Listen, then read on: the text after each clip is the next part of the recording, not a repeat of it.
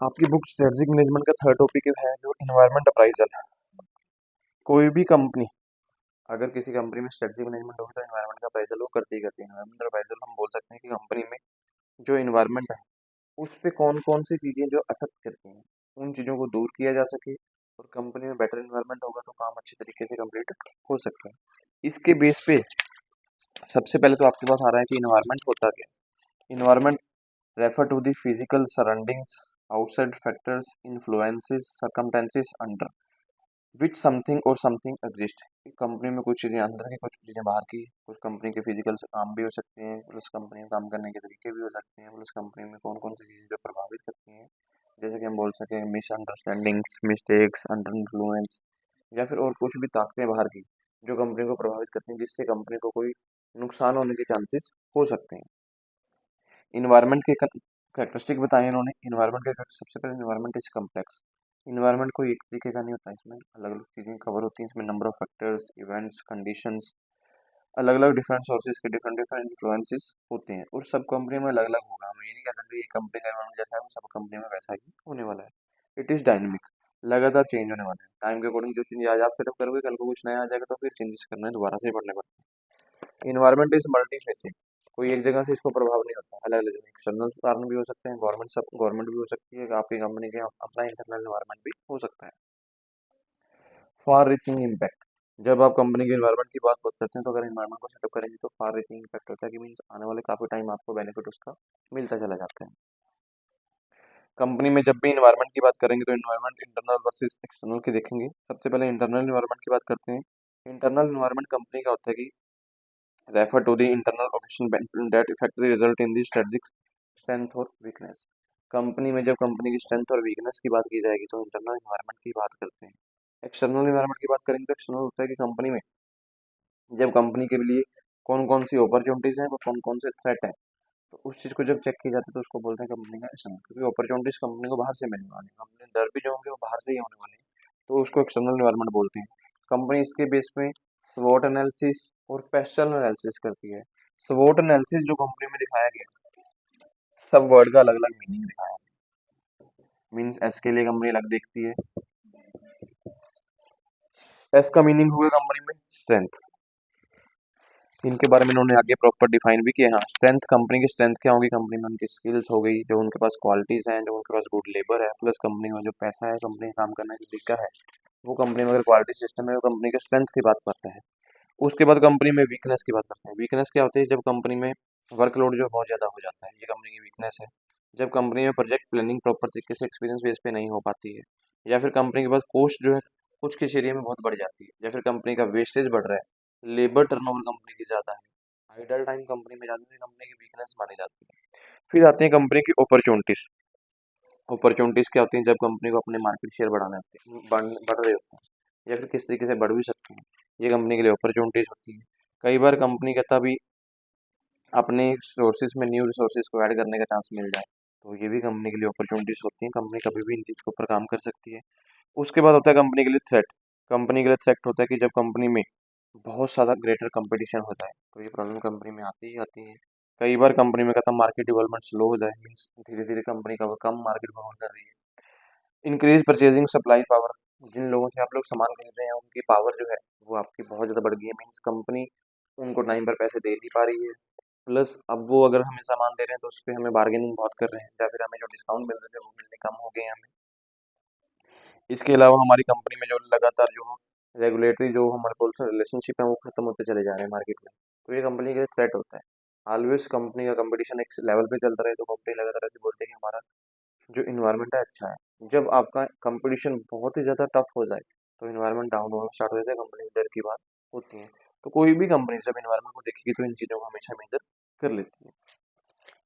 इसी चीज़ को मेजर करने के लिए क्या था, कंपनी दूसरा जो एनालिसिस करती है, जब भी company means internal external analysis करेगी तो इसमें एनालिसिस पेस्टल एनालिसिस करेगी। पेस्टल एनालिसिस में भी आपके पास आगे इन्होंने दिया हुआ है।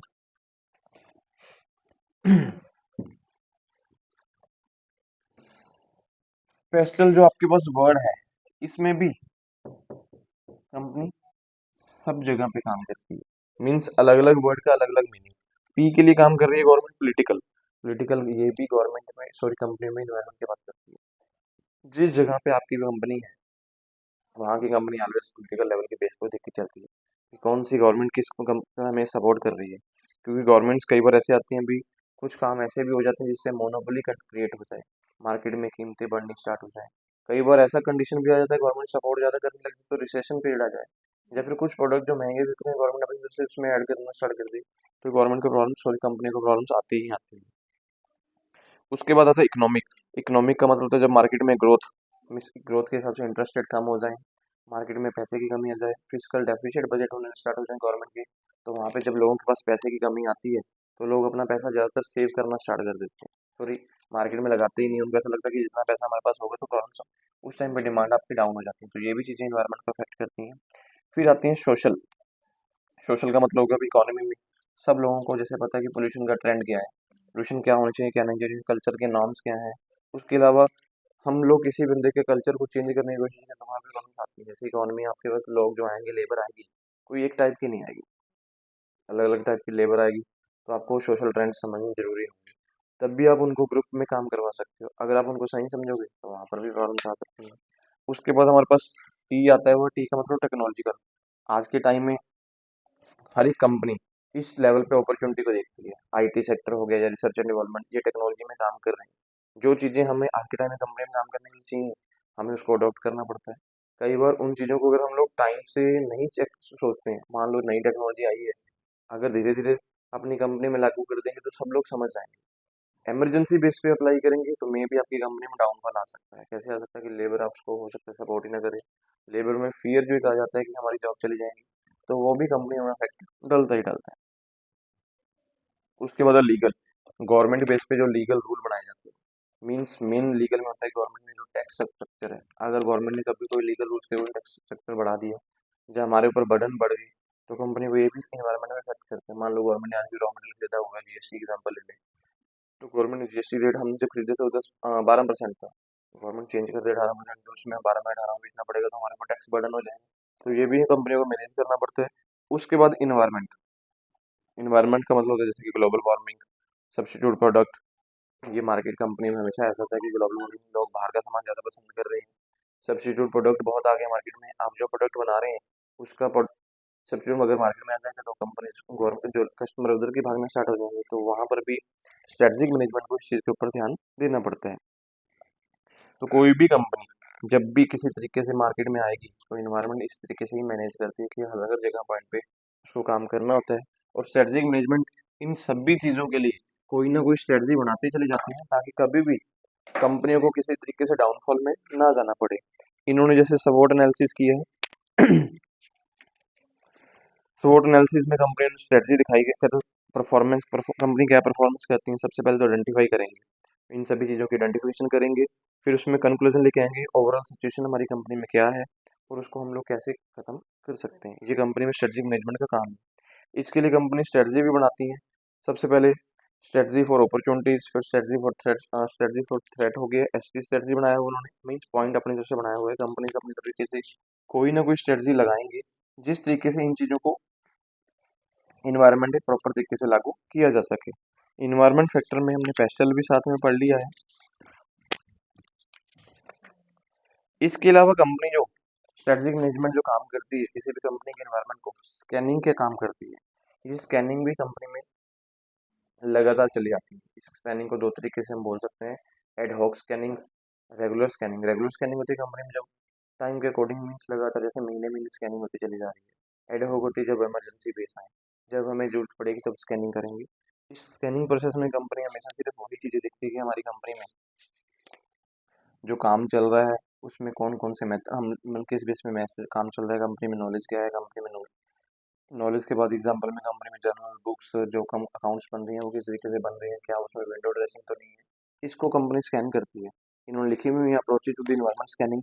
सबसे पहले सिस्टमेटिक, जो रेगुलर कंपनी में सिस्टम के अकॉर्डिंग चल रही है, एडहॉक जब कोई इमरजेंसी या ओकेशनली कंपनी स्कैनिंग कर ले, तो एक आती है प्रोसेस फॉर मेथोडोलॉजी, कंपनी का जो एक फॉर्म या मेथड सेटअप किया गया है उसे कंपनी के इन्वायरमेंट को चेक करने के लिए। इन्वायरमेंट में क्या चीज़ें चेक की जाएंगी, कंपनी के स्ट्रेटेजिक फैक्टर क्या है, उस कंपनी का रिलेटेड फैक्टर क्या काम कर रहे हैं, उसमें इन्वायरमेंट हमारे पास किस तरीके से काम कर रहा है, ये सारी चीज़ें स्कैनिंग करी जाती हैं। इन चीज़ों को स्कैनिंग करने के पीछे कंपनी जो काम करती है वो टेक्निक्स हमेशा यूज़ करती है। टेक्निक्स उन्होंने पहले ही बोला होगा कि मे बी कंपनी पेस्टल को यूज़ कर सकती है, क्वेस्ट को यूज़ कर सकती है। क्वेस्ट का मतलब होता है क्विक इन्वायरमेंट स्कैनिंग टेक्नोलॉजी, या फिर सबोर्ट चेक कर सकती है। तो कुछ भी कंपनी इसमें टेक्निक्स को अप्लाई करके काम कर सकती है। जब भी कोई कंपनी स्कैनिंग करेगी तो उसको उनको प्रॉब्लम भी आने वाली है।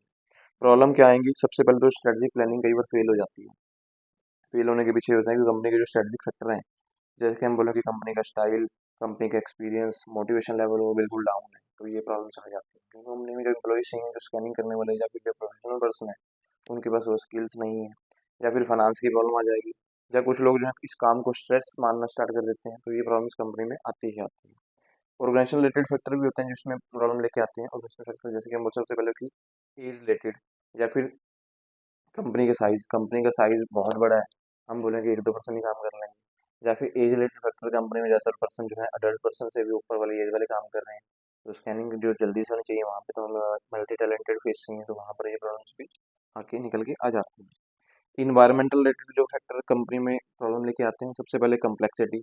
कई बार हमें प्रॉब्लम्स पता ही नहीं लगती, उलझे जाते हैं कुछ लोग इसमें भी। कई बार हमारे पास कंपनी में ज़्यादा हॉस्टिलिटी, डाइवर्सिटी, कुछ अलग अलग दिशा में काम किसी और दिशा में करना, लेकिन रिजल्ट किसी और दिशा में निकल के आ जाए, तो स्कैनिंग में ये प्रॉब्लम्स भी आ जाती हैं। परफॉर्मिंग इन्वायरमेंट अप्राइजल, कम स्ट्रेटेजिक मैनेजमेंट ऑलवेज कोशिश करती है कि जो भी कंपनी में प्रॉब्लम्स आती हैं, सबसे बड़ी प्रॉब्लम तो यही आती है कि लेबर में टर्नओवर आना, इस चीज़ को रोकना, मार्केटिंग डाउन होना। तो कंपनी इस चीज़ों को दूर करने के लिए मोटिवेशन लेवल हमेशा लेके आती है। ज़्यादातर कंपनी कोशिश करेगी कि डेफर्ड रेवेन्यू एक्सपेंसिव लगाए जाएँ, जिन जो खर्चे आज करें उनका आने वाले कुछ सालों में हमें कोई बेनिफिट मिलता चला जाए। कंपनी इसके ऊपर हमेशा काम करती है। जैसे एग्जांपल बोले कि आज के टाइम में कंपनीज एडवर्टाइजमेंट उस तरीके की करती हैं जिसको आने वाले टाइम में भी दोबारा यूज़ किया जा सके। आजकल आप देखोगे ऑनलाइन एडवर्टाइजमेंट है, जो एडवर्टाइजमेंट एक बार करवा ली कंपनी ने, वो लगातार काफ़ी टाइम तक यूज़ करते हैं। इसको डेफर्ड रेवेन्यू एक्सपेंसिव बोलते हैं कि आज खर्चा वो करें जिसका बेनिफिट हमें आने वाले टाइम में भी हो सकता है। इसके अलावा कंपनी जो है ईटॉप एनालिसिस भी करती है। ईटॉप एनालिसिस क्या होते हैं अभी कंपनी में? इकोनॉमिक फैक्टर चेक करेंगे, टेक्नोलॉजी फैक्टर चेक करेंगे, अपॉर्चुनिटी फैक्टर चेक करेंगे, और हो सकता है कि पॉलिटिकल फैक्टर चेक करेंगे। ये सारा ईटॉप फैक्टर नाम से ही क्लियर हो जाता है। ईटॉप फैक्टर कंपनी में सिर्फ कंपनी में इन्वायरमेंट को सेटअप करने के लिए स्ट्रेटजिक डिसीजन जो है स्ट्रेटजिक मैनेजमेंट यूज करती है। इसमें अपॉर्चुनिटीज, थ्रेट, पॉलिटिकल लेवल और इन्वायरमेंट लेवल को हमेशा मैनेज किया जाता है। इसकी जरूरत क्या कंपनी में क्यों पड़ती है? ताकि कंपनी के जो बेनिफिट्स हैं वो फाइंड किए जा सके मार्केट में, नई नई स्ट्रेटजी कंपनी में लागू की जा सके, कंपनी की स्ट्रेंथ पोजीशन को बिल्कुल मेंटेन किया जा सके, कंपनी में स्वोट एनालिसिस एक अप्रोप्रिएट बेस पे चलता चला जाए, हर एक बंदा जो ईटॉप लेवल में परफॉर्मेंस अपनी इंक्रीज करता चला जाए, कंपनी में जो भी ब्रेक डाउन आते हैं उन चीज़ों को दूर किया जा सके। अलग अलग फैक्टर भी उन्होंने बताए हैं। सबसे पहले इकोनॉमिक फैक्टर मींस कंपनी की जनरल इकोनॉमिक कंडीशंस, कभी भी पैसे की कमी ना हो, रेट ऑफ इन्फ्लेशन, कीमतें कभी भी हमारे ऊपर बर्डन ना बढ़ जाए, interest rate and exchange rate, जो हम लोग पैसा लेके आज बैठे हुए हैं, अगर इन्फ्लेशन आएगी तो उसमें इंटरेस्ट रेट में मेरे ऊपर इफेक्ट पड़ सकता है। तो इन चीज़ों को मैनेज करने का काम भी कंपनी में किया जाता है। सोशल कल्चर फैक्टर भी देखे जाएंगे। सबसे पहले डेमोग्राफिक, अलग अलग एरिया वाले लोग आपके पास आने वाले हैं, तो हमें पर्सनैलिटी सेटअप करनी होगी, एक्सपीरियंस सेटअप करने होंगे, एज लेवल सेटअप करना होगा, कौन से लोग अपनी कंपनी में रखेंगे। सोशल एटीट्यूड, ग्रुप जैसे हम बोल सकते हैं ग्रुप लीडर में काम करना हो गया, टीम लीडिंग में काम करना हो गया, ये चीज़ें कंपनी में सेटअप की जाएंगी। एजुकेशन लेवल, अवेयरनेस और कॉन्सियसनेस ऑफ राइट्स, कितनी स्टडी वाले लोग किस किस जॉब पे रखने हैं, उनका एज लेवल क्या होगा, प्लस हर एक बंदे को अपने राइट्स के बारे में पता होगा कंपनी में, तो ये कंपनी में सेटअप किया जाता है ताकि कंपनी में कभी कोई प्रॉब्लम ना आए। पॉलिटिकल फैक्टर मीन्स इकोनॉमी में पॉलिटिकल सिस्टम कैसा है। गवर्नमेंट के लिए हमें लगता है कि गवर्नमेंट स्टेबल है या नहीं, हमें लगता है कि गवर्नमेंट जो आ जाएगी तो हम कुछ टाइम बाद चेंज होगी ही होगी, तो वहाँ पे कंपनी को भी प्रॉब्लम आती है, क्योंकि जो रूल्स एंड रेगुलेशन आज बनेंगे, नई गवर्नमेंट चेंज होगी तो दोबारा से हो जाएंगे, कंपनी में उसमें एडजस्टमेंट करना भी मुश्किल हो जाता है। Technology factor, source of technology और इम्पैक्ट ऑफ टेक्नोलॉजी, टेक्नोलॉजी के सोर्स कहाँ कहाँ से ऐसे लोग हम लोग फाइंड कर जो हमारी कंपनी में काम कर रहे हैं, उसका इम्पैक्ट हमारी कंपनी के ऊपर क्या पड़ेगा, ये भी कंपनी में चेक किया जाएगा। उसके बाद environment factor, weather change, climate change, demand change, supplier factors, ये हमेशा कंपनी चेक करती है। वेदर के जैसे प्रॉब्लम्स आएंगे तो कंपनी में प्रॉब्लम्स आ सकती हैं। अगर मान लीजिए मार्केट में डिमांड में चेंजेस आ गया तो कंपनी के काम डाउन हो सकते हैं। अगर हमारे सप्लायर हमारे साथ बार्गेनिंग करने लगे तो भी कंपनी को प्रॉब्लम आती है, तो कंपनी इसमें भी हमेशा स्कैनिंग करती रहती है। किसी एक चीज़ के ऊपर डिपेंड होकर नहीं बैठती कंपनी, मीन्स हमेशा जो उनके सप्लायर्स होते हैं उनमें भी चॉइस लेके चलते हैं, ताकि किसी एक के ऊपर डिपेंड होंगे तो मे भी हमारे ऊपर इन्फ्लेशन का काम हो सकता है या फिर उनकी डिमांड बढ़ सकती है। लीगल फैक्टर मतलब licence system, monopoly system, export और इम्पोर्ट हमेशा कंपनी देख के चलेगी। जो चीज़ें अगर हम इम्पोर्ट कर रहे हैं, क्या हमारे पास विद इन इकॉनमी में मिल सकते हैं, वही सामान अगर हम बना के हम एक्सपोर्ट करें तो उसका बेनिफिट हमें ज़्यादा होने पड़ा है। लाइसेंस सिस्टम, जो भी चीज़ों की लाइसेंस की रिक्वायरमेंट को टाइम से कंप्लीट करके चलना, ताकि मोनोपोली कंडीशन कभी भी कंपनी में ना आए। डिस्ट्रीब्यूशन एंड प्राइसिंग, हम जो प्रोडक्ट मार्केट में लेके आए उनको इक्वल प्राइस में मार्केट में लेके आए, ताकि लोगों को उसका बेनिफिट नजर आए। ये भी कंपनी जो है अपनी कंपनी में सिर्फ इन्वायरमेंट को चेक करने के लिए लेके आते हैं कि किस चीज़ की कीमत हमें कितनी पड़ रही है और मार्केट में हम किस चीज़ को कितनी कीमत उतारें। ये था आपका टॉपिक स्ट्रेटजिक एनवायरनमेंट का। अगर कोई पॉइंट ऐसा है पूछना हो तो देखिए। नेक्स्ट टॉपिक आपका इसमें है ऑर्गेनाइजेशन अप्राइजल।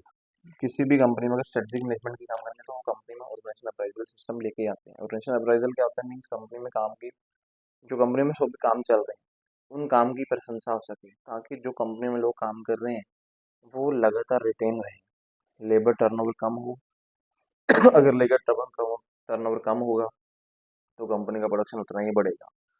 कंपनी को बार बार रिक्रूटमेंट नहीं करनी पड़ेगी, बार बार ट्रेनिंग नहीं देनी पड़ेगी, कंपनी की कॉस्ट भी कम लगेगी, प्लस वही बेनिफिट लेबर को मिलेंगे और लेबर जो है मोटिवेट होकर कंपनी में काम करेगी और लेबर के बेनिफिट भी होंगे प्लस कंपनी का बेनिफिट भी होगा। ये स्ट्रेटजी हमेशा स्ट्रेटजिक मैनेजमेंट जो कंपनी में यूज करती ही करती है, सिर्फ अपने प्रॉफिट को बढ़ाने के लिए। इन्होंने दिखाया भी है स्ट्रेटजी एंड द कल्चर। किसी भी कंपनी का कल्चर उसकी कंपनी के प्रॉफिट लेवल के ऊपर प्रॉपर इम्पैक्ट डालता ही डालता है। अगर कंपनी का कल्चर का मतलब हम ऐसे बोल सकते हैं कंपनी का एनवायरनमेंट अगर अच्छा होगा, लोग मिलजुल के काम कर रहे होंगे, कॉपरेशन में काम करेंगे, बेटर कम्युनिकेशन होगा, टीम वर्क में काम कर रहे होंगे, तो कंपनी ज़्यादा प्रॉफिट कमा सकती है। जब लोगों की सोच अलग अलग होगी, लोगों की ऑब्जेक्टिव अलग अलग होंगे, तो कंपनी को प्रॉफिट कमाना मुश्किल होता है। उस टाइम पे कंपनियों में ज़्यादातर प्रॉब्लम आती है कि कंपनी में लॉकडाउन आएंगे, ब्रेकडाउन आएंगे, हो सकता है कि कंपनी के सेल भी डाउन हो जाए। इन्होंने एग्जाम्पल दिखाया भी है कि male dominated culture is biggest barrier to the women reaching the top. आज की हमारे जो कंपनी में कल्चर मोस्टली चल रहा है कि मेल डोमिनेटेड कल्चर है। बहुत सारी कंपनी बोलते हैं कि सिर्फ जेंट्स लोगों से काम करवाया जाए, क्योंकि ये प्रॉब्लम्स आते हैं कि barrier to the women reaching होती हुई ऐसा लगता है कि जो लड़कियां आज के टाइम में टॉप पे जाने से उनके सामने रुकावट आ सकती है। वैसे आज का सिस्टम तो ये होगा, गवर्नमेंट खुद सपोर्ट कर रही है कि कुछ कुछ परसेंट का फिक्स करके चलिए कि जितनी लेडीज जिस सेक्टर में काम कर सकती हैं हमको वहीं पे करवाया जाए। केस स्टडी भी उन्होंने दी हुई है कि women in the work place, most recent women in the workplace report the leaning organization and the vacancy the gap between men and women leaving the jobs largest it have been since the report was published 8 year ago। ये report कोई McKinsey person है, उसने 8 साल पहले ये report बनाई गई थी कि मोस्टली कंपनियों में वुमेन जो अपनी जॉब छोड़ देती हैं उसमें प्रॉब्लम होती है कि मेंस डोमिनेटेड कंपनी कल्चर जो इकोनॉमी में चल रहे हैं। अगर इन कल्चर को कहता हम लोग सेटअप कर लें, इनके ऊपर कंपनियों में चीफ एग्जीक्यूटिव ऑफिसर अगर काम करें तो इस कल्चर को दूर कर दें, तो कंपनियों में ज़्यादा बेनिफिट ज़्यादा हो सकता है। कि टॉप एग्जीक्यूटिव अफसर इस कल्चर को सेटअप करें कि जो जॉब नॉर्मल जॉब है, हमें पता है कि जो हैवी प्रेशर्स वाली जॉब है, जो हाई स्किल्स वाली जॉब है, या जिनके ऊपर मेंटली प्रेशर बहुत होता है, उनमें आप बोल सकते हो कि मेल डोमिनेटेड जॉब है। लेकिन जिन जॉब पे नॉर्मल वर्क है, अगर उन पे हम लोग वुमेन स्टैंडर्ड सेटअप करते हैं तो आपको एक बेटर स्किल्स मिल जाएंगी, नई टेक्नोलॉजी हो जाएगी, नई सोच हो जाएगी, तो लोग कंपनियों में आगे काम करेंगे, तो लोग इन चीज़ों को आगे बढ़ा भी सकते हैं। मीन्स हमारे कल्चर में जो चेंजेस करने की जरूरत है तो वो भी हम लोग काम कर सकते हैं। इन्होंने बोला कि no single business culture is the best. हम बोलेंगे किसी एक बिजनेस से एक ही कल्चर को लेकर चलेंगे, ये कभी बेस्ट नहीं हो सकता। आप लोग अगर उसमें चेंजेस करोगे ही नहीं तो कभी भी कोई कंपनी आगे नहीं बढ़ सकती। स्ट्रेटजिक एंड कल्चर फिल्ट, ये स्ट्रेटजिक और कल्चर फिल्ट कब क्या होगा, जब कंपनियों में कहता कल्चर ऐसा बनाया जाएगा उसमें वैल्यूज, प्रैक्टिस, बिहेवियर नॉर्म्स अगर सेटअप की जाएंगी तो गुड स्ट्रेटजी कल्चर अपने आप ही बन जाएगा। आप बिहेवियर सेटअप कर दो कि लोग जिस तरह के मध्य हैं हमें उनको एक दिशा में काम करना है, उन लोगों की क्या वैल्यू है हमें उनको एक दिशा में वैल्यू में काम करवाना है। हम लोग एक रोड मैप सेटअप कर दें कि हर एक बंदे को कंपनी की विजन के बारे में दिखाएं, और अपनी कंपनी में विजन जब जाकर दिखा दी तो कंपनी की परफॉर्मेंस को अगर रिकॉर्ड करना स्टार्ट कर देंगे और लोग अपने आप ही मोटिवेट होना स्टार्ट हो जाएंगे, तो हमें स्ट्रेटजी वगैरह लगाने की जरूरत ही नहीं होगी। अगर लोगों को पता होगा कि उनके लिए उनका मिशन क्या है कंपनी में आते हैं कि लोगों का जो है लेवल जो इंक्रीज हो, लिविंग स्टैंडर्ड, अगर आप उनके स्टैंडर्ड को हर साल इंक्रीज करोगे, जैसे वेजेस हर साल इंक्रीज हो रही है, प्लस वेजेस के साथ साथ उनकी जो जो उनको लगता है कि हाँ फ्यूचर में कंपनी हमें और भी ग्रोथ के अपॉर्चुनिटीज दे सकती है, कोई भी पर्सन कंपनी में लगातार जुड़ जाएगा और उसमें कल्चर जो है जो मेल डोमिनेटेड कल्चर है वो ऑटोमोड पे चेंज होके हमेशा एक लेवल पे आ जाएगा कि उसमें कोई फ़र्क नहीं रखा जाएगा। उसके बाद इन्होंने पॉइंट रखा है कि वैल्यू चेन एनालिसिस। हमेशा अगर कंपनी जो भी काम करने जा रही है, कहता अगर उसमें एक वैल्यू चेन बना दे, ऐसा नहीं हो सकता कि जो काम बाद में करने वाला है उसको पहले कर लें, जो पहले करने वाला है उसको बाद में करें, ये नहीं हो सकता। काम के प्रति कहता कोई भी कंपनी अगर अपने एक चेन में सेटअप कर दे कि कैटेगरी में काम सेटअप कर दे कि कौन सा काम किन किन बंदों का है, तो कंपनी में काम इजीली बेस पे कंप्लीट हो सकते हैं। जैसे कि इन्होंने बताया गया कि कोई भी कंपनी अगर अपनी कंपनी में एक्टिविटीज़ को डिफाइन कर दे, किस तरीके से कि प्राइमरी एक्टिविटीज़ क्या है, सपोर्ट एक्टिविटीज़ क्या है, या फिर सेकेंडरी ऑफर एक्टिविटी क्या है, उन चीज़ों को हम लोग बोलते हैं। इन्होंने प्राइमरी एक्टिविटीज़ दिखाई हैं। प्राइमरी एक्टिविटीज़ क्या होती है कंपनी में, प्रोडक्ट और सर्विसेज। ये किसी भी कंपनी का वैल्यू चेन एनालिसिस में प्राइमरी एक्टिविटीज़ है कि कोई भी कंपनी हमेशा इनबाउंड लॉजिस्टिक में काम करे। Inbound means focus on input. जो भी उनके पास इनपुट है उनके ऊपर अगर प्रॉपर ध्यान देना स्टार्ट कर दें, इनपुट क्या होगी, लेबर प्लस पैसा। अगर इनको प्रॉपर यूज़ करना स्टार्ट कर दे तो कभी कंपनी में कोई प्रॉब्लम नहीं आ सकती। दूसरा ऑपरेशंस, उन चीज़ों को कहता है, अगर ऑपरेशन में काम प्रॉपर ला दें, प्रॉपर बेस्ट पर्सन उन वही उसी जॉब के ऊपर लगाएं, जो बंदे के पास स्किल्स है उसी जॉब के ऊपर बंदे को छोड़ोगे तो उसका बेनिफिट ज़्यादा होगा। आउटबाउंड लॉजिस्टिक का मतलब कि कंपनी में कोशिश कीजिए कि gathering physical distribution finish goods to clients. ये कोशिश कीजिए कि जो चीज़ें आप कंपनी में बना रहे हैं, जैसे कि फिनिश गुड्स बन गई हैं, तो प्रॉपर उन लोगों के पास पहुँचे भी जिनके लिए आपने उन चीज़ों को बनाया है। मार्केटिंग एंड सेल्स, ये कंपनी की प्राइमरी एक्टिविटी है। पहले प्रोडक्शन करे, पैसे को प्रॉपर यूज़ करे, फिनिश गुड्स में कन्वर्ट करने के बाद मार्केटिंग करने के बाद उसको सेल में कन्वर्ट करते चली जाए। ये कंपनी में वैल्यू चेन एनालिसिस बना रहेगा। सपोर्ट एक्टिविटी क्या है हमारे पास, प्रिसीजन सपोर्ट एक्टिविटीज़ हैं कि प्रिसीजन जो प्रोडक्ट आप बना रहे हैं उसके लिए कौन कौन सी मशीनरी की रिक्वायरमेंट है, जॉब में कौन कौन से स्किल की रिक्वायरमेंट है, ऑफिस के जो इक्विपमेंट्स को क्या चाहिए। अगर उनको आप लोग टाइम पर कंपनी में लेके आते रहोगे तो आपको बेनिफिट उसका ज़्यादा होगा। आप बोलोगे कि अभी कोई जॉब ऐसी है उसमें हमें स्किल चाहिए कि मैनेजमेंट वाली, हम उसमें ऐसा थोड़ी बोल सकते हैं कि किसी भी लेबर कैटेगरी में रख लेंगे, तो मैनेजमेंट स्किल्स हम लेके आएंगे तो बेनिफिट होगा। टेक्नोलॉजी डेवलपमेंट, कंपनी लगातार एक टेक्नोलॉजी में काम ना करे, रिसर्च एंड डेवलपमेंट लगातार होते चली जाए। लोगों की सोच आपको पता होनी चाहिए। आईटी सेक्टर को कंपनी में यूज़ करो, या ईडीपी इन्वायरमेंट कंपनी में लेके आओ, रिकॉर्ड के लिए आप मैनुअल छोड़ दो, कंप्यूटर सेक्टर को ले आओ, तो उसका कंपनी को बेनिफिट होगा। ये कंपनी में सपोर्ट एक्टिविटीज़ हैं। एचआर मैनेजमेंट, कंपनी में कहता ज़्यादा एम्प्लॉयज अगर काम करना स्टार्ट कर दें, मान हम बोल रहे हैं कि ज़्यादा में बोल सकते हैं 100 से ज़्यादा एम्प्लॉयज कंपनी में काम कर रहे हैं, तो एचआर का मैनेजमेंट उसमें आ जाएगा तो उसका बेनिफिट हमें ज़्यादा होगा। Means human relationship management company होगी तो उसका बेनिफिट ज़्यादा नजर आएगा। फर्म इंफ्रास्ट्रक्चर का मतलब कंपनी में proper staffing, planning, quality control system, management information system, अगर ये सपोर्ट अच्छी मिल जाएगी कंपनी को, जो मार्केटिंग इन्फॉर्मेशन चाहिए, क्वालिटी मैनेजमेंट हम अपनी कंपनी में कर रहे हैं, बेटर रिक्रूटमेंट कर रहे हैं, बेटर स्टाफिंग कर रहे हैं, बेटर ट्रेनिंग कर रहे हैं, तो कंपनी ऑटो मोड पे अपने लेवल को आगे ले जाएगी। प्लस उसमें फिर कंपनी जो है स्ट्रेटजी बनाती चली जाएंगी, अपने प्रॉफिट को इंक्रीज करते चले जाएंगे। इन्होंने लिखा भी है कंडक्टिंग ए वैल्यू चेन एनालिसिस। कंपनी में कहता कभी भी वैल्यू चेन एनालिसिस कंडक्ट करना हो, अगर आपने लगाना हो, तो सबसे पहले तो आपको चूज एक्टिविटीज, किन किन एरिया में आपको काम करना है। उसके बाद डिस्ट्रीब्यूट कॉस्ट, अलग अलग एरिया की कॉस्ट हमें क्या पड़ने वाली है वो चीज़ डिफाइन कर लीजिए। फिर उसके बाद एग्जामिन दी वैल्यू चेन, कौन सा काम कहाँ से स्टार्ट होगा कहाँ पे खत्म होने वाला है। इन्होंने दिखाया भी, describe the organisation capability factors. किसी भी कंपनी में कैपेबिलिटी फैक्टर क्या होंगे, उनके रिसोर्सेज। रिसोर्सेज कंपनी में क्या हो सकते हैं भी, डिफरेंट डिफरेंट कैटेगरी में दिखा सकते हैं। फिजिकल रिसोर्सेज जैसे कि आपके पास जो पैसा है, प्लस आपके पास जो लेबर्स हैं। उसके बाद फाइनेंशियल, फाइनेंशियल क्या होगी, जो पैसा आपने कहाँ कहाँ पे किस तरीके से इन्वेस्टमेंट किया हुआ है। थर्ड क्या होगा, HR human resources management, company में जो मैनेजमेंट है वो किस तरीके से यूज़ कर रही है लोगों को, वो भी मैटर करता है मीन्स। अब उसके बाद आपकी कंपनी में इंटेलेक्चुअल प्रॉपर्टी राइट्स, जो कंपनी में सिलेक्टेड प्रॉपर्टी राइट्स हैं, जब कंपनी के रिसोर्सेज हैं जिसको इंटेंजिबल रिसोर्सेज बोलते हैं, जैसे कि कंपनी में जो मैनेजमेंट आएगी उसकी नॉलेज, ये इंटेलेक्चुअल प्रॉपर्टी राइट है किसी भी कंपनी का। अगर नॉलेज आपके पास अच्छी है, डिसीजन मेकिंग आपकी फ्यूचर के लिए अच्छी है, तो किसी भी तरीके से कंपनी का अपनी दिशा में आगे बढ़ सकती है। फिर आते हैं कंपनी की कैपेबिलिटीज। कंपनी में कैपेबिलिटीज क्या आती है, resource on their own do not produce much. कई बार कंपनी के पास कहता भी हमारे पास जो रिसोर्सेज है वो ज़्यादा प्रोडक्शन नहीं कर सकते। अगर आपको इसको ज़्यादा स्किल नहीं है तो आपके पास स्किल्स की रिक्वायरमेंट है, तो कंपनी क्यों ना इस चीज़ के ऊपर काम करे, वही स्किल्स लेके आए जिस स्किल के लिए कंपनी में जॉब, आपकी कंपनी में जॉब की वैल्यूएशन कर ली जाए। कोई जॉब पे बंदा रखना है तो उसकी वैल्यूएशन पहले कर लो। मीन्स उसमें जॉब में क्या क्या काम है, कौन सी जॉब है, कितने घंटे काम करना पड़ेगा, इन्वायरमेंट कैसा चाहिए, प्लस जॉब की स्पेसिफिकेशन, जॉब का टाइटल, जॉब के प्रति स्टडी, जॉब का प्रति एज लेवल। अगर आप ये चीज़ें कंपनी में सेटअप कर देंगे तो कब ऑटोमेटिक आप कंपनी में कैपेबिलिटीज़ के बारे में पता चल जाएगा, हमारे पास अच्छी स्किल्स आ जाएंगी तो हम लोग कोर कॉम्पिटेंसी में जा सकते हैं। कंपनी का कंपटीशन और भी ज़्यादा बढ़ सकता है। अगर कंपनी के इस वैल्यू चेन को अप्लाई करना चाहती है तो तभी अप्लाई हो सकता है अगर कैपेबिलिटीज को समझा जाए, और कंपटीशन तभी आगे बढ़ सकता है। Criteria of A core competency, इन्होंने लिखा हुआ है कंपनी के लिए क्राइटेरिया क्या है। अगर कहता है कंपनी अपने रिसोर्सेज को मार्केट के हिसाब से यूज़ करना स्टार्ट करें, मीन्स जैसे जैसे रिक्वायरमेंट आज के टाइम में जरूरत है अगर उनको यूज़ करेंगे तो आप मीन्स ऑटोमोटिव कंपनी आपको वैल्यू चेन एनालिसिस में आगे बढ़ सकती है। इन्होंने लिखा भी रिसोर्स बेस्ड स्ट्रेटजी। कंपनी में रिसोर्स बेस्ड स्ट्रेटजी क्या है। सबसे पहले तो कहता सेम सेम एज कंप्यूटर और easy to initiate, better the computer and difficult to initiate. दो चीज़ें अलग अलग बनाई हैं। सबसे पहले हम रिसोर्सेज बनाए कि थ्रेशोल्ड रिसोर्सेज और यूनिक रिसोर्सेज। थ्रेशोल्ड रिसोर्सेज क्या है कि आपको मार्केट में से बहुत सारे मिल जाएंगे, कहीं से भी, जैसे आपकी कंपटीशन जो काम चल रहा है वैसे कंपटीशन आपको मार्केट में चलते चले जाएंगे। कई बार ऐसा होता है कि हम कंपटीशन बेटर करना चाहते हैं लेकिन इसको डिफिकल्ट टू इनिशिएट, इसको लागू करना मुश्किल क्या होता है, जैसे कि यूनिक रिसोर्सेज। कुछ चीज़ें ऐसी होती हैं जो मार्केट में यूनिक होंगी। आप बोलेंगे कि जिस चीज़ को आप फाइंड करने, मैं एग्जांपल कोई नॉलेजेबल पर्सन ही फाइंड करना चाह रहे हैं। सब लोग एक सोच के साथ नहीं बैठे होते, सब लोग एक स्टडी करके नहीं बैठे हुए, सब लोगों के पास एक ही माइंड नहीं होता, यूनिक होता है।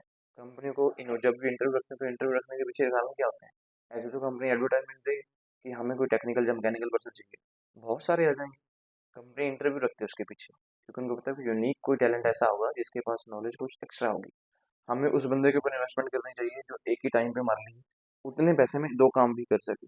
अगर हम एक काम वाला बंदा देखेंगे तो हमें इन्वेस्टमेंट का कोई बेनिफिट नहीं होने वाला। एक ही टाइम पे ज़्यादा पैसे लेने हैं, सॉरी ज़्यादा काम करवाने हैं, तो हमें वो यूनिक जो रिसोर्स है उसी को फाइंड करना ज़रूरी होगा।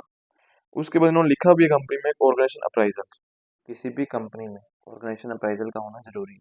मीन्स कंपनी में अगर काम की प्रशंसा होगी तो ही कंपनी आगे बढ़ सकती है, क्योंकि जो लेबर आपकी कंपनी में आएगी नहीं तो वो लेबर टर्नओवर में जाएगी। साल भर 10 साल छोड़ना स्टार्ट कर दिया, जैसे कंपनी में लोग आते हैं 6 6 महीने, साल साल बाद छोड़ के जाना स्टार्ट कर देते हैं। उसके पीछे रीजन ही होता है कि कंपनी में कभी भी अप्राइजल सिस्टम होता ही नहीं है। जिस जिस स्ट्रेटजिक मैनेजमेंट का टॉपिक आपका चल रहा है तो कंपनी में एचआर डिपार्टमेंट्स होगी या कंपनी की मैनेजमेंट होगी, वो स्ट्रेटजिक स्पेस पे बनाती ही बनाती है कि ऑर्गेनाइजेशन में अप्राइजल कभी भी दूर ना हो। फैक्टर अफेक्टिंग ऑर्गेनाइजेशन अप्राइजल्स, कौन से ऐसे फैक्टर्स हैं कंपनी में ऑर्गेनाइजेशन अप्राइजल को अफेक्ट करते हैं। कंपनी का एनवायरनमेंट, जिस तरीके का एनवायरनमेंट आपको कंपनी में दिखाओगे इंटरनल और एक्सटर्नल, कंपनी में प्राइस सिस्टम भी ऐसा ही होगा। अगर तो इम्पैक्ट कंपनी के ऊपर अच्छा बढ़ रहा है, कंपनी के प्रॉफिट अच्छे चल रहे हैं, तो कभी भी लेबर टर्नओवर नहीं होने वाली, कंपनी में लोग रिटेन रहेंगे। जब जब कंपनी में लोग डाउन आएंगे, सेल डाउन होगी, प्रॉफिट डाउन होंगे, मीन्स आपके ऊपर बर्डन बढ़ने स्टार्ट हो जाएंगे, फाइनेंशियल स्टेबिलिटी डाउन हो जाएगी, तो कंपनी में प्रॉब्लम्स आ सकती हैं। तो इन चीज़ों को दूर करने के लिए कंपनी में ऑर्गेनाइजेशन में अप्राइजल सिस्टम होना जरूरी है। इन्होंने टेक्निक्स भी लिखी हुई हैं, कहता कौन कौन सी टेक्निक्स जो कंपनी ऑर्गेनाइजेशन अप्राइजल्स में यूज़ करती है। सिस्टमेटिक टेक्निक्स भी हो सकती हैं, अनसिस्टमेटिक भी हो सकती है। सबसे पहले टेक्निक्स में बात करते हैं इंटरनल एनालिसिस। अगर कंपनी अपने सिस्टम में वरियोल फ्रेमवर्क बना ले, VRIO, मीन्स अगर कंपनी इस फ्रेमवर्क को इंटरनल एनालिसिस में प्रोफेशनल कंपनी अप्लाई कर दे तो ये फ्रेमवर्क क्या कहता है कि सबसे पहले तो कंपनी में वैल्यू देखिए, क्या हमें कम्पिटिटिव करने का कोई एडवांटेज है या नहीं। हम लोग आज के टाइम में बहुत कम्पिटिटिव होना चाहते हैं कि जो कंपनी बाहर के प्रोडक्ट बना रही है हम भी वो बनाना है, उसका हमें कोई बेनिफिट है या नहीं, ये चेक करना जरूरी है। दूसरा, रेयरनेस, हम ऑलवेज कोशिश कीजिए कि वो रेयरनेस में आ जाए, जो चीज़ें मार्केट में नहीं मिल रही हों उसके में आ जाए तो वो बेनिफिट हो सकता है। उसके बाद आई का मैंने बताया कि imitability, imitability means is the costly for other to imitate, क्योंकि ऐसी चीज़ें हम ना बना देंगे कि लोगों के लिए कॉस्टली ज़्यादा हो, क्योंकि अब ये चीज़ में काम करेंगे तो भी लोन्स आएंगी। फिर ऑर्गेनाइजेशन, इन सभी चीज़ों को अगर कंपनी प्रॉपर तरीके से मैनेज कर ले, अपने रिसोर्सेज के साथ सेटअप कर ले, तो कंपनी बेनिफिट हो सकता है। कंपनी बोले कि मैं एग्जांपल रेयरनेस की बात करूँगी, जैसे जॉब पे बंदे फाइंड कर रहे हैं, रेयर बंदों को रखा जाए, सब लोगों को रख लेंगे तो प्रॉब्लम्स आएंगी, स्किल्स के अकॉर्डिंग रखेंगे तो बेनिफिट उसका ज़्यादा होगा। रीजन एनालिसिस का स्टारबक भी बताया उन्होंने कि वैल्यूएबल, रेयर और इनविशिएबल। हम लोग वैल्यूएबल चीज़ें काम करें, कंपनी में हर एक बंदे को इंपॉर्टेंस देना स्टार्ट करें, जो रेयर हमें मिले हैं उनको कभी भी कंपनी से निकालने ना दिया जाए। जो पैसा प्रॉपर हमारे पास है उसको इमीशिएट प्रॉपर यूज़ किया जाए तो हमें उसका बेनिफिट ज़्यादा हो सकता है। इंटरनल एनालिसिस कंपनी में और क्या कर सकती है, वैल्यू चेन एनालिसिस कर सकती है। प्राइमरी एक्टिविटीज़ पहले करें, सपोर्टिंग उसके साथ होना जरूरी है। जैसे प्राइमरी एक्टिविटीज़ क्या, कंपनी में रॉ मटेरियल को फिनिश गुड्स में कन्वर्ट करना और लोगों तक पहुंचाना। वो फिनिश गुड्स कैसे बनेंगी, वो सपोर्ट एक्टिविटीज जैसे कि मशीन की रिक्वायरमेंट है, जो स्किल की रिक्वायरमेंट है, जो ट्रेनिंग की रिक्वायरमेंट है, तो कंपनी ये काम कर सकती है। तीसरी टेक्निक्स जो कंपनी यूज़ करती है वो है क्वांटिटेटिव एनालिसिस। क्वांटिटी एनालिसिस का मतलब company always liquidity level, profitability level, leverage level, इसको मैनेज करती चली जाए। Company financial ratio analysis setup कर सकती है। लीवरेज, जो पैसा कहीं से आया उसको कैसे यूज करना है। कभी भी आपके पास पैसा जो है लिक्विड फॉर्म में ज़्यादा होगा तो उसका ज़्यादा बेनिफिट होने वाला है। मीन्स या कैश में बैंक बैलेंस हो तो उसका बेनिफिट ज़्यादा होगा। जल्दी से पैसा कैश में कन्वर्ट किया जाए, वर्किंग कैपिटल कभी डाउन ना हो, तो कंपनी इस तरीके से भी कंपनी अपने लेवल में जो ऑर्गेनाइजेशन अप्राइजल कर सकती है। उसके अलावा क्वालिटेटिव एनालिसिस हमने कंपनी में हमेशा हम लोग बेस्ट जजमेंट सिस्टम लेके आ जाए। मान लो कंपनी में झगड़ा हुआ है एम्प्लॉयज के बीच में, तो उसमें ये नहीं है कि जिसके खिलाफ झगड़ा हुआ जिस दिन पे उन दोनों को निकाल दें। हमेशा झगड़ा सॉल्व करने का काम करें। जहाँ पे दोनों पार्टीज में कोई नुकसान हुआ तो उस नुकसान को भरपाई का करने का काम किया जाए, तो कंपनी में क्वालिटी सिस्टम आ सकता है। Better team work, better communication training दी जाए कंपनी में, तो ऑर्गेनाइजेशन अप्राइजल ऑटो मोड पे हो जाएगी। उसके अलावा क्या था, कंपनी कंपैरेटिव एनालिसिस कर सकती है। कंपैरेटिव एनालिसिस का मीन्स आपस में हिस्टोरिकल बेस पे एनालिसिस कर सकती है। हिस्ट्री में हमने काम काम किया वो सारी रिकॉर्ड्स निकाल ले, और आज हमारी करंट पोजीशंस क्या है उसके साथ कंपेयर कर लें, तो हमें बेनिफिट पता चल जाएगा कि कंपनी हमारी अप्राइजल सिस्टम को कैसे लागू हो सकती है। अगर पुराने तरीके में हम लोग डाउन थे, आज में हमने अच्छी परफॉर्मेंस दिखाई है, तो उसको एनालिसिस को आप लोग लेबर के साथ डील करो, तो भी कंपनी में इंफॉर्मेशन अच्छी सिस्टम हो जाएगी। बेंच मार्किंग यूज कर लो। बेंच मार्किंग ये प्रोसेस होता है कि सोचना आज हम कहाँ पर हैं, कहाँ तक जाना चाहते हैं और कहाँ तक पहुँचना है। जैसे फॉर एग्जाम्पल इन पॉइंट में भी शायद कहीं लिखा भी हो, where you are, where you want to be and how you want to go there. कहाँ पर आप हो, कहाँ जाना चाहते हो और कैसे उस पर पहुँच सकते हो। अगर कंपनी इस सिस्टम में यूज कर ले बेंच मार्किंग प्रोसेस को, तो कंपनी ऑलवेज कहता लोगों को समझा दे। आप कोई भी कंपनी में एम्प्लॉयज आया है, आपको तो ऐसे बोल के रख सकते हो ठीक है भैया हमें जरूरत है आप लग जाओ, आपकी सैलरी के बारे में हमें पता नहीं। ऑलवेज एम्प्लॉय से पूछा जाए कि क्यों कंपनी में आए हो, रीजंस क्या हैं, कंपनी में क्या करना चाहते हो। हमने पूछा था ना क्यों हमारी कंपनी सेलेक्ट किया आपने, तो उसमें हमें बताने पड़ते हैं कुछ ना कुछ पॉइंट, तो बोले फिर आपको बेनिफिट क्या होने वाले हैं फ्यूचर में, क्या आप बता सकते हैं ना। फ्यूचर में हम इस सोच के साथ आगे आए हैं। ये नहीं बोल सकते कि यहाँ भी कंपनी भी बस आज हमें जो रख लिया हम उतने पैसे हमारा गुजारा चल जाए, पॉसिबल नहीं हो सकता। तो बेंच मार्किंग अगर कंपनी में यूज़ कर ली जाए और बेंच मार्किंग अगर टैलेंटेड यूज़ की जाए, तो बेनिफिट ज़्यादा हो सकता है। Create and action strategy, always कोशिश कंपनी में कीजिए कि एक्टिव स्ट्रेटजी आपके पास होनी चाहिए। लाइक ए स्मार्ट, स्मार्ट का मतलब होता है कि specific, measurable, actionable, relevant and time time bound. उन पर्सन को यूज़ कीजिए जो हमारे पे रेलेबल है, स्पेसिफिक काम होने चाहिए आपके पास। उनके स्पेसिफिक पर्सन को रखिए, उनके काम को आप मेजर भी कर सकें, उनको काम पे लगाइए, और उनके पे वो टाइम बाउंड भी होना चाहिए। विद इन टाइम में ये काम कंप्लीट करोगे तो ही कंपनी में कहता हम बेनिफिट ले सकते हैं, कंपनी में काम टाइम पर कंप्लीट हो सकते हैं। Keep track to your development, always कोशिश कीजिए कि लोगों को डेवलपमेंट के ट्रैक के ऊपर रखिए, तभी लोग आपके साथ जुड़े रहेंगे, कंपनी में प्राइजेस रहेगी, कंपनी का प्रॉफिट कभी भी डाउन नहीं होगा। इसके प्रति कंपनी बेंचमार्किंग कौन कौन सी करती है, प्रोसेस बैंक बेंचमार्किंग काम को प्रॉपर सेटअप कर देगी, कौन कौन से काम है, कौन कौन से बंदे इस पे रह सकते हैं और कितना लेवल वो आगे बढ़ भी सकते हैं। फाइनेंशियल बेंचमार्किंग, हमारे पास जो पैसा है वो पैसे के लिए हम कंपटीशन में कैसे आगे बढ़ सकते हैं। जो इन्वेस्टमेंट हमने आज की है क्या उसका बेनिफिट हमें फ्यूचर में है या नहीं, ये भी देखिए। Bench marking for the view point of investors, कोई भी इन्वेस्टर्स है उसके व्यू पॉइंट से देखिए आज उसने जो पैसा लगाया वो फ्यूचर में कितना पैसा चाहता है। डबल तो नहीं हो सकता, लेकिन क्या फिक्स रेट ऑफ इंटरेस्ट को प्रोवाइड कर सकते हैं, नहीं कर सकते, तो ये भी प्राइजल सिस्टम में काम कर सकता है। परफॉर्मेंस बेंच मार्किंग, कंपनी में जो लोग काम कर रहे हैं उनकी परफॉर्मेंस को रिकॉर्ड कीजिए, परफॉर्मेंस बेस पे ही उनका इंक्रीमेंट होना चाहिए, उनकी जॉब में रोटेशन कीजिए, तो कंपनी में बेनिफिट हो सकता है। प्रोडक्ट बेंचमार्किंग, जो प्रोडक्ट आज आप लेके आए हैं उस प्रोडक्ट में फ्यूचर में क्या क्या चीज़ें कर सकते हैं। जैसे प्रोडक्ट आप जो लेके आए हैं क्या उसमें सभी कैटेगरी के लोग को आप कवर कर सकते हो, नहीं कर सकते, ये भी फ्यूचर की सोच सेटअप कर सकते हैं। बेस्ट इन क्लास का मतलब होता है कि इंडस्ट्री लीडर बनने की सोचिए। हम लोग एक कंपनी बने ना रह जाए, इंडस्ट्री लीडर बने, इसके क्वेश्चन कीजिए। उसके बाद कंप्रिहेंसिव एनालिसिस में हम ऑपरेशनल बेंचमार्किंग, कंपनी में जो काम है, जो पहले काम करने में टाइम ज़्यादा लगता है उसमें टाइम बाउंड सिस्टम सेटअप कीजिए।